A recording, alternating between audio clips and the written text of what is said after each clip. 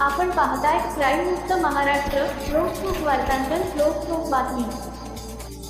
Kalepadal police ठाण्याच्या तपास पथकाने अवैध हातभट्टी दारू विक्री करणाऱ्या इसमावर धडक कारवाई करत तब्बल 5,23,000 रुपयांचा मुद्देमाल जप्त केला आहे. या कारवाईत 2450 लिटर हातभट्टी दारू तसेच चारचाकी वाहन जप्त करण्यात आले असून एका आरोपीस ताब्यात घेण्यात आले आहे. दिनांक 24 मे 2026 रोजी काळेपडळ पोलीस ठाण्याचे तपास पथक अवैध धंद्यांवर कारवाईच्या अनुषंगाने परिसरात पेट्रोलिंग करीत होते.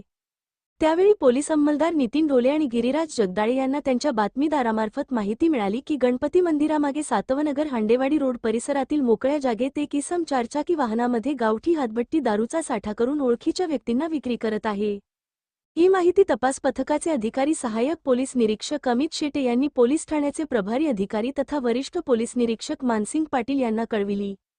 त्यांच्या सूचनेनुसार तात्काळ कारवाईसाठी 2 पंचांसह पथकाने संबंधित ठिकाणी छापा टाकला. छाप्यामध्ये सुनील हरी कचरावत वय 50 वर्षे राहणार गणपती मंदिराजवळ सातवनगर हांडेवाडी रोड पुणे यास ताब्यात घेण्यात आले. आरोपीच्या ताब्यातील सेंट्रो कार क्रमांक MH12DS 4080 तसेच परिसरातील झाडाझुडपांमध्ये लपवून ठेवलेले 70 प्लास्टिक ड्रम आढळून आले. या ड्रममध्ये एकूण 2450 लिटर हातभट्टी दारू साठविण्यात आली होती. या कारवाईत एकूण 5,23,000 रुपयांचा मुद्देमाल जप्त करण्यात आला. या प्रकरणी काळेपडळ पोलीस ठाण्यात गुन्हा रजिस्टर क्रमांक 238/2026 अन्वये महाराष्ट्र दारूबंदी अधिनियम कलम 65 व ड प्रमाणे गुन्हा दाखल करण्यात आला असून पुढील तपास सहाय्यक पोलीस निरीक्षक अमित शेटे करीत आहेत.